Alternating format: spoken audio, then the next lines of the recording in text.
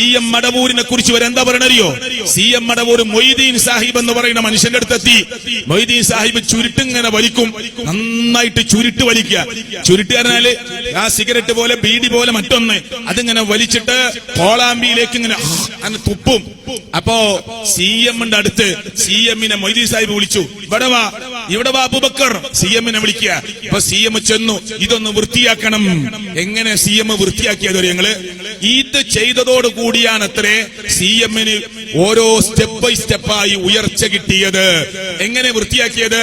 ഈ മൊയ്തീൻ സാഹിബ് കോളാമ്പിയിലേക്ക് കാർക്കിച്ച് തുപ്പിയത് വൃത്തിയാക്കാൻ CM-നോട് പറഞ്ഞപ്പോ CM അത് വൃത്തിയാക്കാൻ തീരുമാനിച്ചു.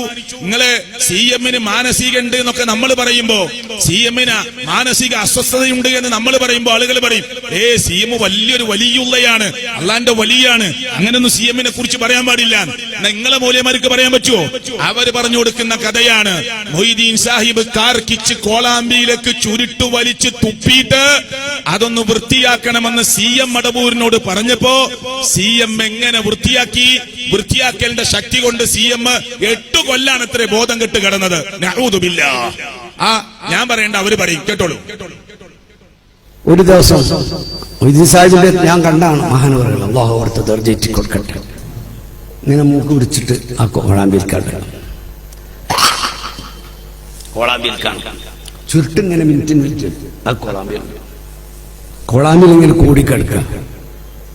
അങ്ങോട്ട് വാ, അത് വൃത്തിയാക്കിയാണ്. ഇത് പറയാൻ വിഷമുണ്ട്, ആടെ ഇരുന്നിട്ട് പുറത്ത് കൊണ്ടുപോയതല്ല, അങ്ങ് വൃത്തിയാക്കിയാഞ്ഞ. ഇത് നമ്മളെ ശേഖുനെ ചെയ്തതാ, ഞാനൊന്നുമല്ല, ഇങ്ങനെ എത്തിയിട്ട് ഞാനൊന്നുമല്ല. അങ്ങനെ അത് ആ ചുരുട്ട് പുകലുള്ളത് നിങ്ങൾ പറഞ്ഞാൽ നിങ്ങൾക്ക് പ്രയാസം, കേൾക്കാൻ ഉൾക്കൊള്ളാൻ കഴിയാത്ത ഇത് ഏറ്റവും ടോപ്പിലെ പരീക്ഷയായിരുന്നു. അത് മുഴുവനും കുടിച്ച് അങ്ങനെ അതിൻ്റെ ശേഷം ബഹുമാനപ്പെട്ടവര് ബോധരഹിതനായിപ്പോയി.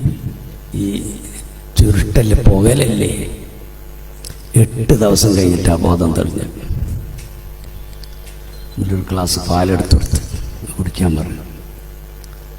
അതിൻ്റെ ശേഷമാണ് ശേഖുനയുടെ ഏറ്റവും വലിയ ഉയർച്ച, അവിടെ നാട്ടിൽ ഏറ്റവും ഉയർന്നത്. CM-ന്റെ വെച്ചുള്ള ഉയർച്ചയ്ക്ക് തുടക്കം കുറിച്ചത് കോളാമ്പിയിൽ തുപ്പിക്കൂട്ടിയ കാർക്കിച്ച് തുപ്പിയ കഫം വൃത്തിയാക്കാൻ പറഞ്ഞപ്പോ CM, ഇപ്പൊ എനിക്കങ്ങോട്ട് പറയാൻ മടിയുണ്ട്, അതങ്ങോട്ട് കുടിച്ചു. അന്ന് മുതലാണ് ഇത്രേ 8 വർഷം എന്നാ ഞാൻ നേരത്തെ വാക്ക് മാറിപ്പോയതാ. ഇനി ചിലപ്പോ അത് ക്ലിപ്പാക്കും.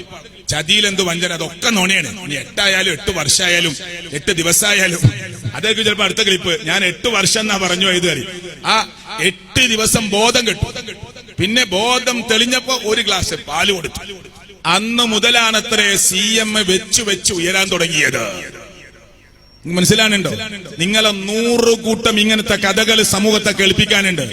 അങ്ങാടിയിൽ, കവലയിൽ ഇതൊക്കെ കുറച്ച് മാന്യമാണ് എന്ന് തോന്നുന്നത് മാത്രമാണ് കേൾപ്പിക്കുന്നത്.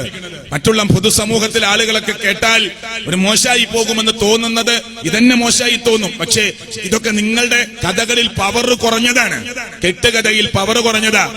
നിങ്ങൾ വല്ലാതെ കളിച്ചാൽ പവർ കൂട്ടിയത് നിങ്ങൾ കൂട്ടി പറഞ്ഞത് ഇടേണ്ടി വരും. ഞങ്ങൾക്കിടാൻ താല്പര്യമില്ല. ഇതിനെ ഞങ്ങൾ എതിർക്കുന്നു. ഇതാര് എതിർക്കും? നിങ്ങളുടെ ഈ കള്ളക്കഥകളെ ആര് എതിർക്കും? നിങ്ങൾ ഈ കെട്ടിക്കൂട്ടിയുണ്ടാക്കുന്ന നുണക്കഥകൾ, ദീനിന്റെ പേര് പറഞ്ഞ് പാവപ്പെട്ട മാനസിക അസ്വസ്ഥതയുണ്ടായ ആളുകളുടെ പേര് പറഞ്ഞ് നിങ്ങൾ ഉണ്ടാക്കുന്ന ഈ നുണക്കഥകൾ ആരാണ് ഇതൊന്നും ശരിയല്ലെന്ന് പറയാൻ? നിങ്ങളുടെ കൂട്ടത്തിൽ നിന്ന് ആരെങ്കിലും എഴുന്നേറ്റ് നിൽക്കുവോ?